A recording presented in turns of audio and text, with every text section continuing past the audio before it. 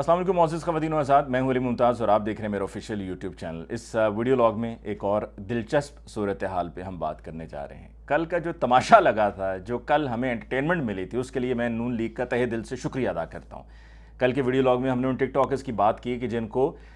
Paid engage کیا گیا تھا، ان کو پیسے دیے گئے تھے کہ شہباز شریف صاحب کی تعریف میں باتیں کر دو۔ ویسے اس پر میں سوچ رہا تھا کہ مریم نواز صاحبہ بڑی ناراض ہوئی ہوں گی کہ آپ نے شہباز شریف صاحب کی کیا تعریفیں کروا دیں، آپ نے ٹک ٹاکرز کو اس کام پہ لگوا دیا، آپ کو نواز شریف صاحب کی تعریفیں کروانی چاہیے تھیں۔ اچھا ہوا بچت ہو گئی کہ نواز شریف صاحب کی نہیں کروائی، ورنہ وہاں پر بھی اسی طرح سے آپ نے ایکسپوز ہونا تھا۔ تمام آپ کی ویڈیوز، آڈیوز اور یہ جو خط کبھی کوئی لے آتے ہیں، تمام کیمپینز آپ کی الٹی پڑ جاتی ہیں۔ پتہ نہیں آپ کے ساتھ ہو کیا رہا ہے۔ شاید جو آپ کو یہ لوگ مشورے دیتے ہیں نا، ان کو فوری طور پر آپ کو چاہیے کہ ان کی چھٹی کر دیں، ان کو گھروں کو بھیج دیں، کیونکہ وہ صرف آپ کے لیے بدنامی کا اور ضلالت کا باعث بن رہے ہیں، اس کے علاوہ اور کچھ نہیں۔ اب یہ جو ٹک ٹاکرز تھے، وہ جس طرح سے ایک روبوٹ کی طرح، ایک مشین کی طرح بیٹھ کر کہہ رہے ہیں کہ وزیر اعظم شہباز شریف،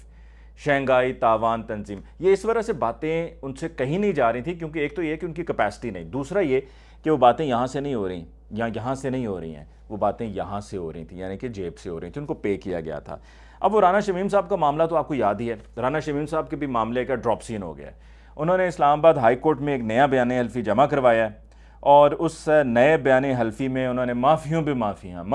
معافیاں مانگی ہیں۔ انہوں نے کہا جی میں نے جیسے پہلے پچھلے سال 10 نومبر 2021 کو جو میں نے بیان حلفی جمع کروایا تھا وہ غلط تھا، نہ اس کی ضرورت تھی، اور انہوں نے کہا کہ جی جج کا نام میں نے مس انڈرسٹینڈنگ کی وجہ سے شامل ہوا تھا، اور معزز جج صاحب کا نام غلطی سے بیان حلفی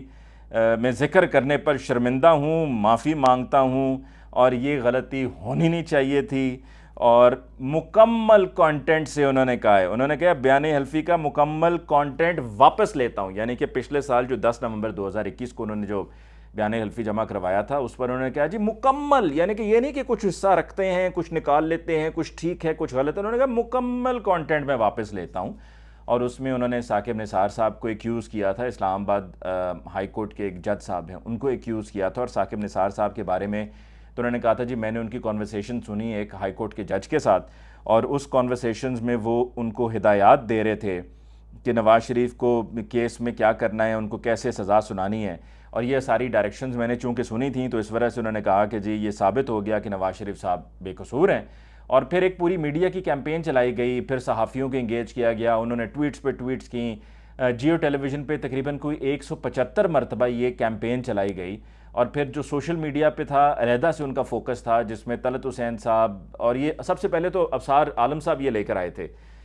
بلکہ انصار عباسی صاحب یہ لے کر آئے تھے سب سے پہلے۔ ابصار عالم صاحب جو سابق چیئرمین ہیں پیمرا کے، جو پی ایم ایل این کے دور حکومت میں مستفید ہو چکے ہیں ان کی مہربانیوں سے، اور ان کو چیئرمین پیمرا بھی بنایا گیا تھا،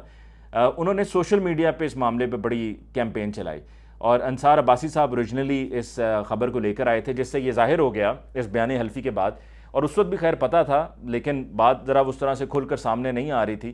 کہ جیو کو اس پر کام پر لگایا گیا، اور انصار عباسی صاحب کو پی ایم ایل این کی طرف سے یہ خود دیا گیا۔ اور جو رانا شمیم صاحب اور نواز شریف صاحب کا معاملہ ہے نا، رانا شمیم صاحب کو نواز شریف صاحب بنانا چاہتے تھے چیف جسٹس،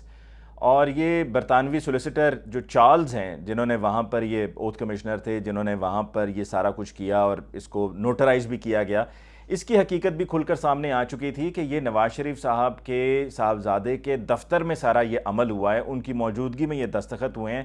رانا شمیم صاحب بھی وہاں پر موجود تھے، نواز شریف صاحب بھی وہاں پر موجود تھے، اور یہ ایک باقاعدہ سازش تھی، یعنی کہ سازشیں ہوتی ہیں نا ملک میں، جس طرح ہم وہ رجیم چینج کی سازش کی بات سن رہے ہیں، یہ باقاعدہ ایک سازش تھی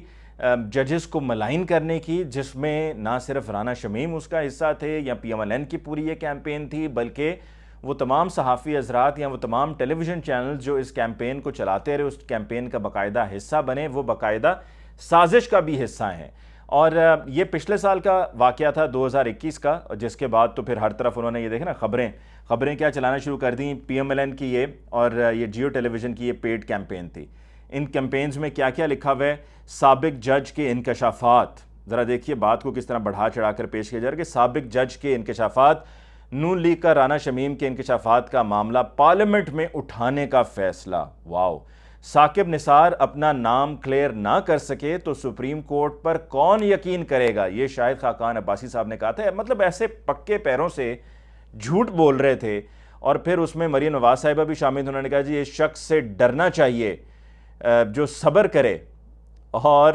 اپنا فیصلہ اللہ پر چھوڑ دے. اس میں تو کوئی دوسری رائے نہیں ہے کہ ہر کام ہر معاملے میں ہم اللہ پر چھوڑتے ہیں کہ جو ہمارے حق میں بہتر ہے وہ ہو. لیکن سب نے مل کر رگڑا دیا. پھر جیو کی ایک اور headline, justice retired Saqib Nisar صاحب کی آڈیو اور رانا شمیم کی تحقیقات کے لیے سینئر وکلاء نے سوال اٹھا دیا. کیا بات ہے, مطلب ایسی یہ بھرپور کیمپین جو 2018 میں ہوا وہ سب کے سامنے آ رہا ہے. یعنی کہ سن 2018 میں یہ دیکھیں یہ پوری کیمپین. پھر اس کے بعد میں آپ کو کچھ مزید دکھاتا ہوں جی. یہ جیسے کہ میں نے آپ کو کہا 175 پلس ویڈیوز ہیں جو جیو ٹیلی ویژن نے چلائی ہیں اس پورے معاملے کو لے کے. پھر ان تمام لوگوں کی ٹویٹس جو کیمپین کرتے رہے ہیں, صحافی حضرات جو کیمپین کرتے رہے ہیں, یہ آپ دیکھ لیجئے جو کیمپین کرتے رہے ہیں پی ایم ایل این کے لیے, یہ ان تمام صحافی حضرات کی ٹویٹس ہیں جن کے میں نے بھی آپ کو نام بتایا کہ انصار عباسی صاحب ہیں, اس کے علاوہ محترمہ غریدہ فاروقی صاحبہ ہیں, طلعت حسین صاحب ہیں, ابصار عالم صاحب ہیں. یہ وہ تمام لوگ ہیں جو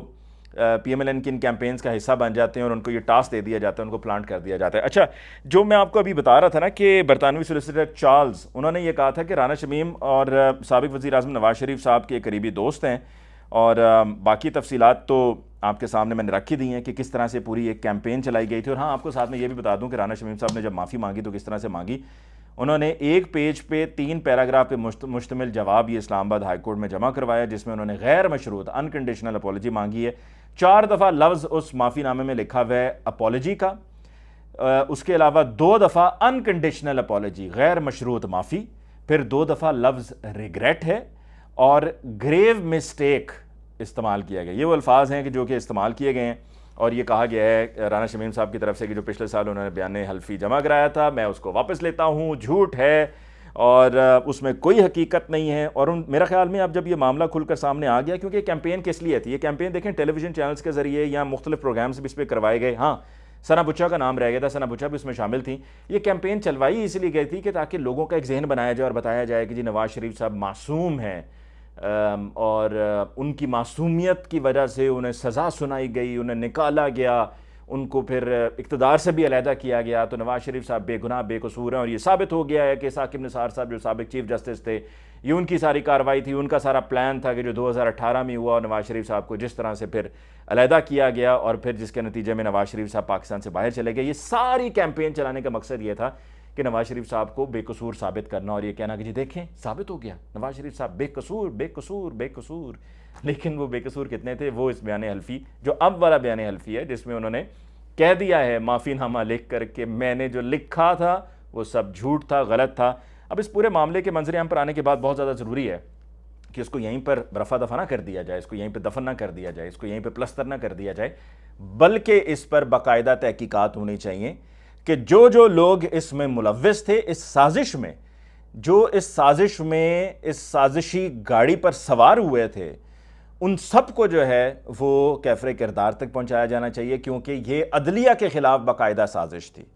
جہاں پر ابھی عمران خان صاحب کو کنٹمپٹ آف کورٹ اور انسداد دہشت گردی کی عدالتوں میں بلایا گیا نا کہ جی آپ نے ایک لوور کورٹ کی جج صاحبہ کے بارے میں ایک فقرہ کہہ دیا جو کہ ناقابل قبول تھا اور کنٹمپٹ آف کورٹ کے زمرے میں وہ آتا ہے. اسی طرح سے یہ باقاعدہ ایک سازش ہے سابق چیف جسٹس اور اسلام آباد ہائی کورٹ کے موجودہ جج, اور یہ عدلیہ کے خلاف آن دا ہول ایک باقاعدہ سازش تھی کہ جس سازش کو بے نقاب ہو جانے کے بعد, اور یہ بے نقاب ہو گئی ہے, اس سے معافی نامے سے تو ظاہر ہو گیا کہ پوری سازش تھی, اس پر بھرپور انویسٹیگیشن ہونی چاہیے, اور جو اس کے لیے ذمہ داران ہیں ان کو پکڑ کے جیلوں میں بند کریں تاکہ کبھی کوئی دوبارہ اس قسم کی 2 نمبر قسم کی کیمپین نہ چلائے اور اس 2 نمبر کیمپین کا حصہ بھی نہ بنے.